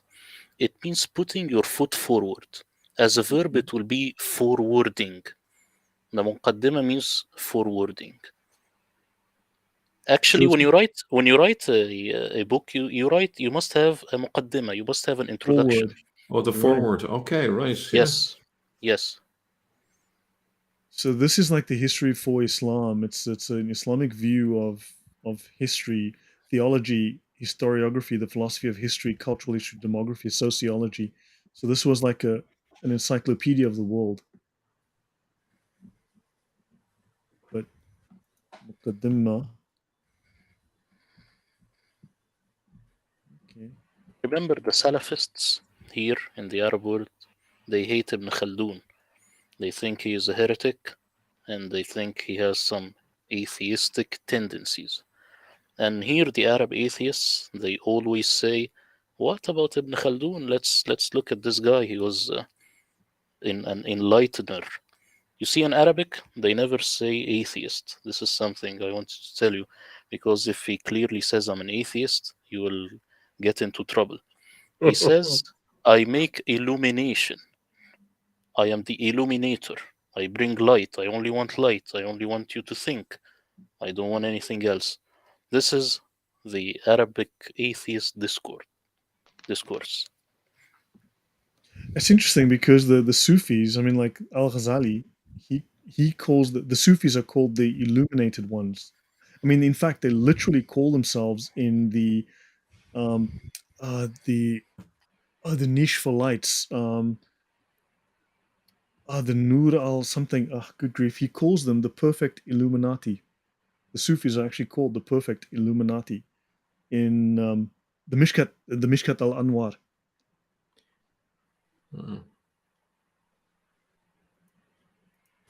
I think it comes from the very basic thing is that the Western atheists, they took it from Lucifer being light, and this is the kind of light which will be opposite to the darkness of religion. And the people in the Arab world, they took it from them, so they say they are the bringers of light or the illuminators. And in reality, it's funny because they do not know the Bible and they do not know anything about the Bible or the people with the Bible or against the Bible or the Western people, and they are just taking the very end, like the leftovers. They go to the leftovers. And of course, Christendom is referred to, at the time of Christendom, is referred to as the Dark Ages, and the Renaissance is the birth of enlightenment.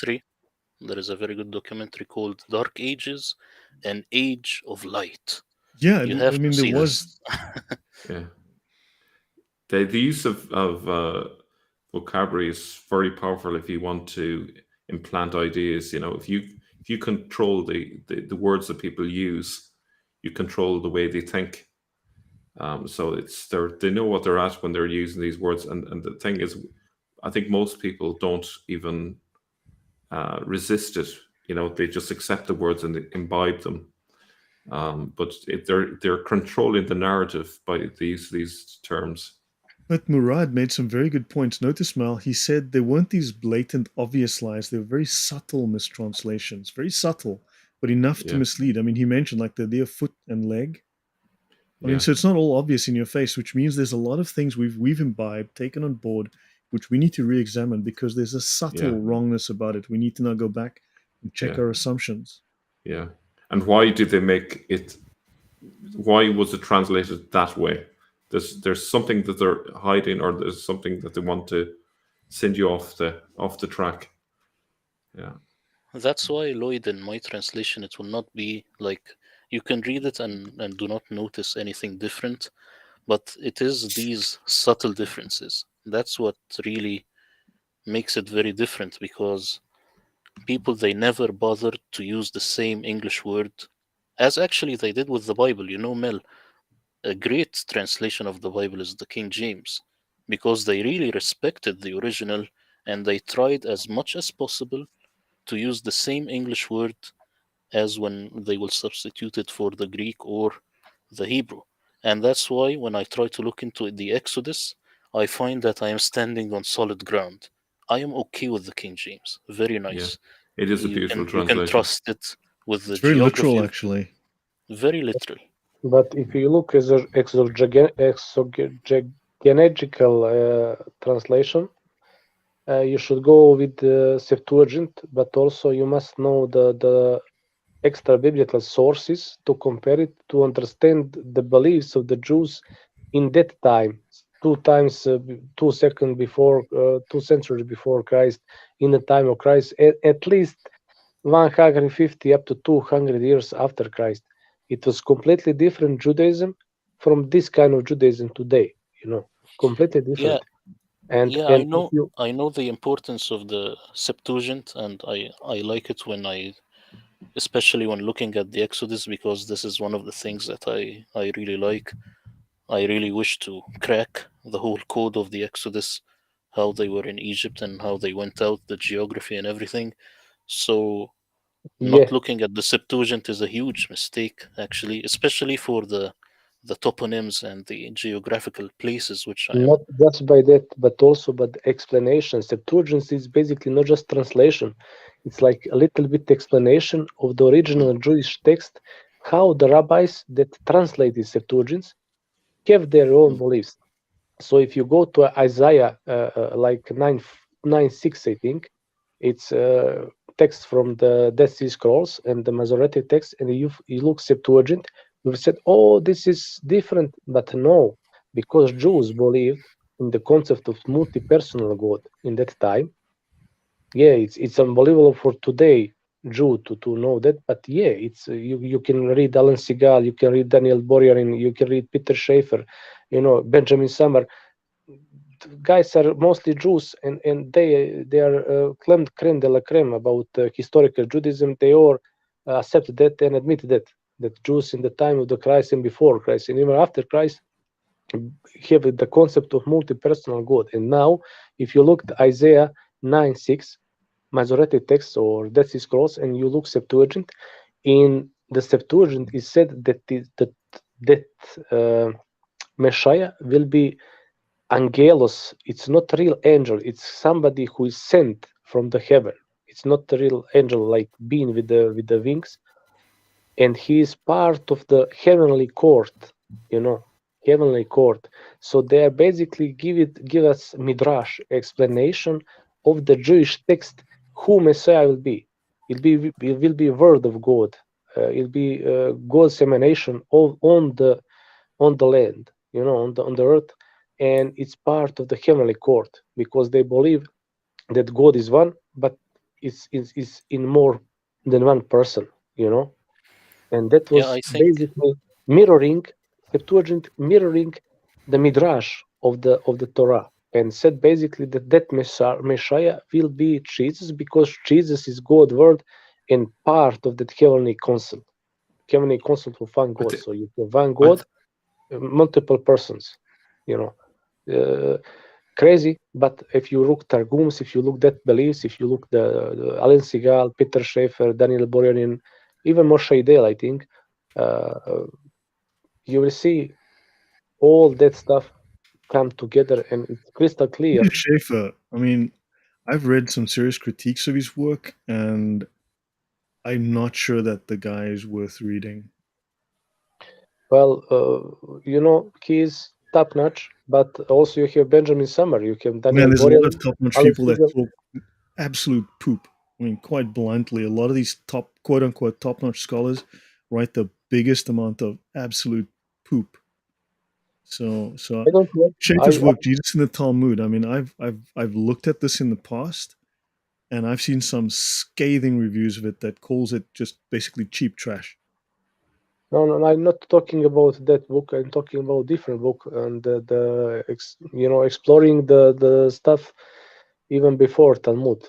Talmud is written pretty be later if you think about Babylonian Talmud. If you're going to Mishnah and first Gemara, 2nd century, Babylonian Talmud is like basically 5th, 6th century was compiled from the, of course, earlier sources. But you can check it, like also Moshe Idel, also Benjamin Summer, also Daniel Boryanin, Alan Segal. If you don't like the Peter Schaefer, and basically for my understanding, I don't use him so very much. I don't use him very much, but I use definitely Daniel Boryanin and Alan Segal. And Benjamin Summer because and Moshe Idel also.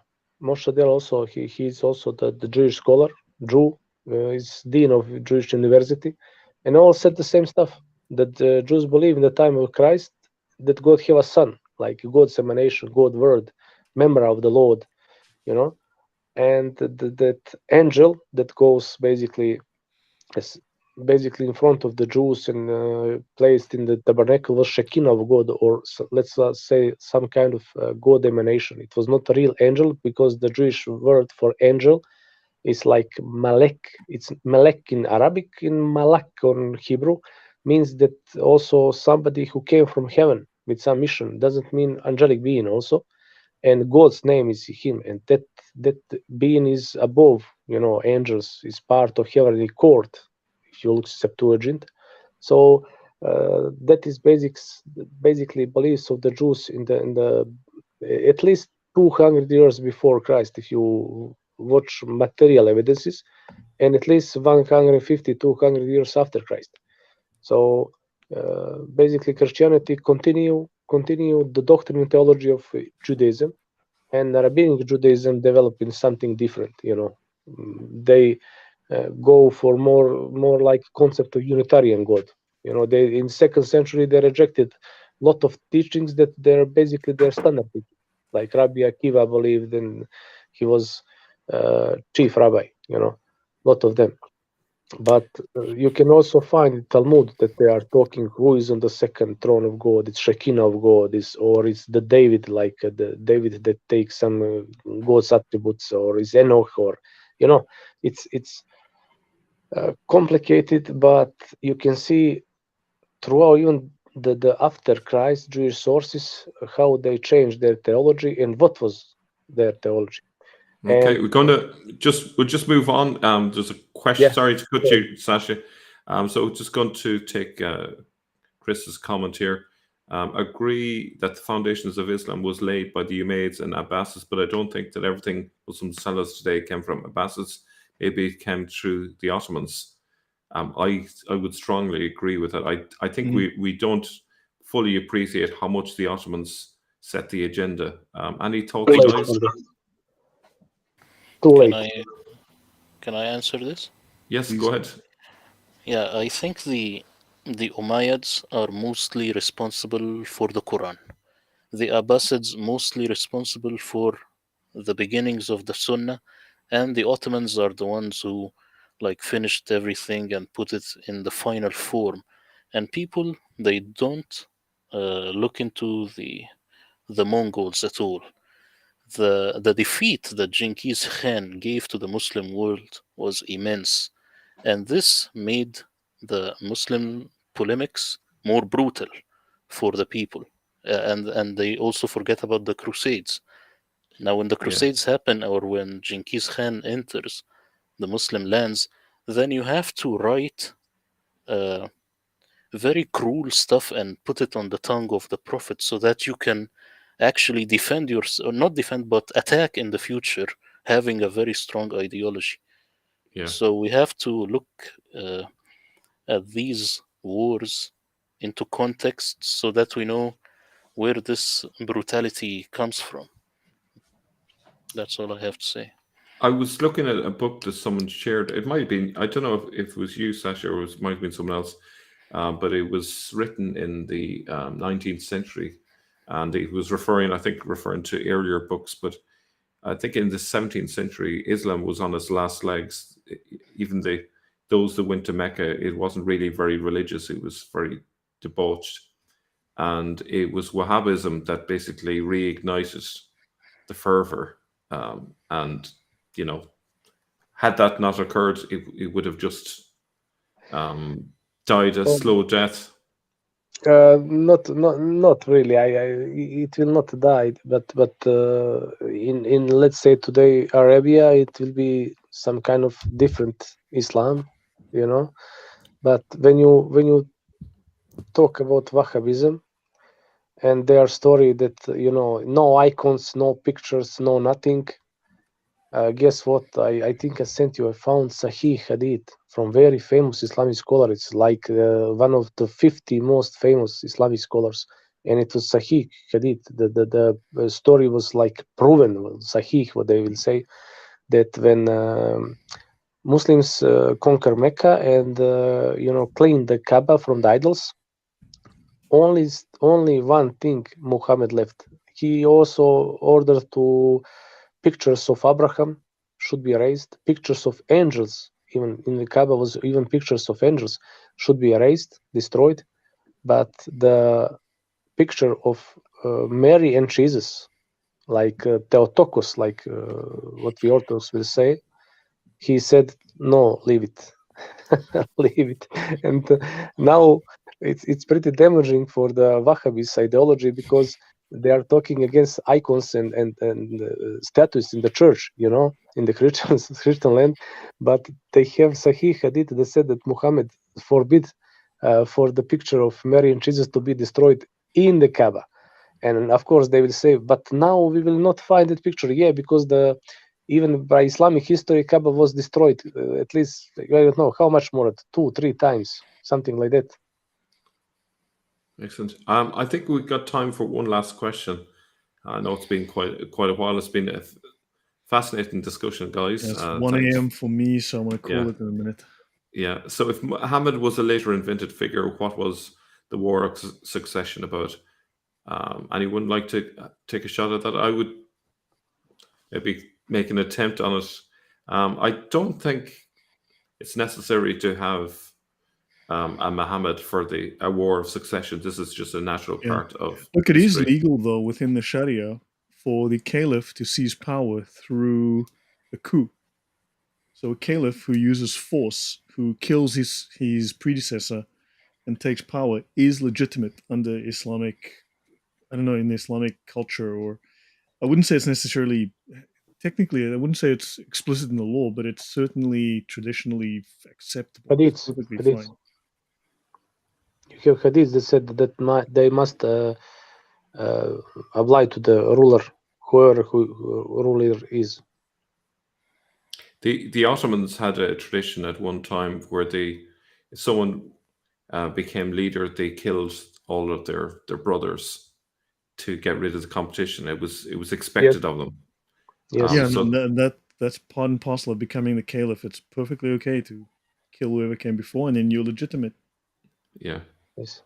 I think that split between about power in Sunni and Shia, I think he's wondering about that.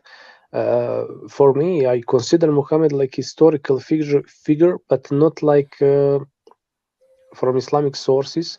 I don't even think that he claimed some kind of prophethood. He was just basically a ruler, and he ordered to the priest of that community, Jewish, Christian, who knows, Gnostics and everything, to put together some kind of collection of works and made Quran. And after his death, maybe was some wars, because some people claim that are his relatives, so they must be caliphs. Some others said no, we must be. And in the time of Abbasid, probably, or something, in that time was made story that like he was big prophet, and basically the people was not just fighting for the power, but also for inheritance of the prophecy or something. Umayyad starts and Abbasid finish that. Yeah. On that note, I'm going to have to stop it there, because I know some of you need to get to bed. It's late in your parts. So listen, thank you, Sasha. Thank you, Lloyd. Thank you, Murad. It's been a great discussion. If any of you have any further questions, leave it in the comments below, and we'll try and get back to you in due course. I think we should do this again sometime. It's been fascinating. We've covered a lot of ground, and I hope our audience got a lot out of it. So thank you, guys, and we'll talk again very soon. Thank you, guys.